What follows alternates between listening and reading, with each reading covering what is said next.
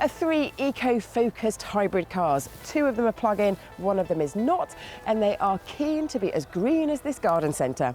They are the three most popular machines searched for on Autotrader that run on electric and petrol power, and with a monthly PCP price of around £300.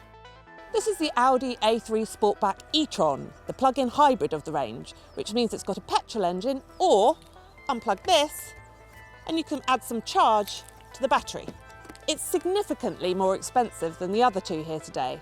Is it worth it? Isn't it Ioniq, don't you think?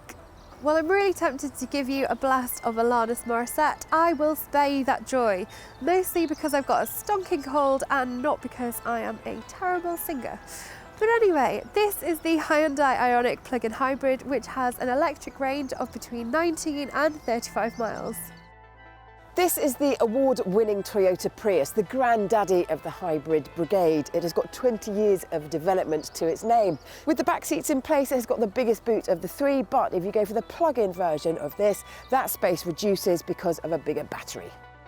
The interior of the A3 Sportback E-Tron will come as no surprise to those familiar with Audis. It's smart, it's stylish, there's room in the back comfortably for two adults. The only real difference is this little EV button here, which means you can select hybrid, battery only or engine only. It's all pretty neat and normal in here, which will be a positive for some and a negative for others. The quality is okay, but it's not quite up to the same standard as the Audi. In the front there is a decent amount of space, but the streamlined shape of the Ioniq means that headroom will be a bit limited in the back. Boot space is good though, it's 443 litres with the seats up and 1,410 with the seats down. It is quite futuristic in here with a space-age dash and a joystick gear lever. There is a good amount of traditional storage space though, and the seats are trimmed in leather. This week's challenge is seeing which one of us can make our car look the greenest of them all. Girls, is it too much to call it a lady garden competition?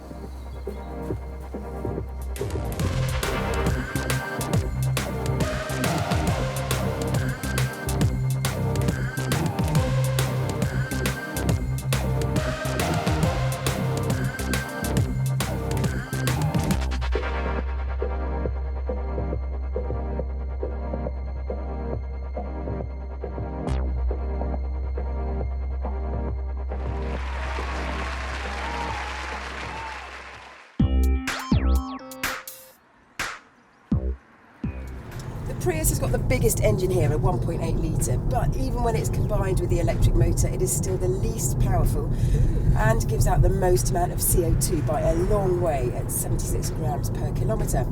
Now, in its pursuit of green credentials, it definitely lacks a layer of luxury, and it's also like I'm wearing some sort of organic bamboo eco-warrior suit that's just badly fitted and of an unfashionable cut. What suit? Bamboo. I like your knob down front there though. Oh, enough about Rach. Sorry, Rach. In the back, ladies, let's get serious for a minute. There's plenty of ISOFIX, there's plenty of space, but seriously, who buys a Toyota Prius as family transport? You stick your family in a Toyota Prius Uber. Don't you, Rach? You're a millennial, you know about Uber. It's the ultimate Ubermobile. From a tech perspective as well, it's just also okay. Like, you still get DAB, Bluetooth, a 7-inch screen and a reversing camera on your base spec model, but even the top spec better infotainment system still doesn't look great, it's not particularly easy to use and it's not clear. Get rid of the sodding pineapple.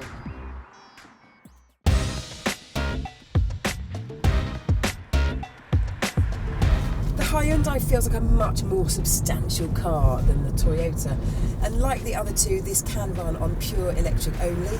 It's got a range of about 30 miles when you do that, which is very similar to the Audi and far superior to the Toyota's range. The materials in the back aren't very superior, they're that horrible plasticky stuff again, but it's not bad for a family actually. There's loads of little cubby holes for kids to bung stuff in, and you've got electrically heated seats, which is a rarity. Yeah, Hyundais are usually pretty good value for money. You get quite a lot of kit, and I'd say that's true on the Ioniq. Even on the base trim, you still get DAB, Bluetooth and a rear camera, and it's all very easy to use, looks pretty clear, not bad. It also won Women's World Car of the Year. I know not why. I don't know what Women's World Car of the Year is all about either, but there we go, that's for another conversation.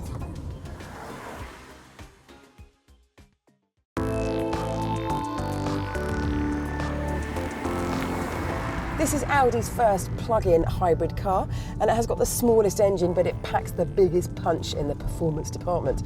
It takes 7.6 seconds to hit 62 miles an hour, which in this eco world is fast.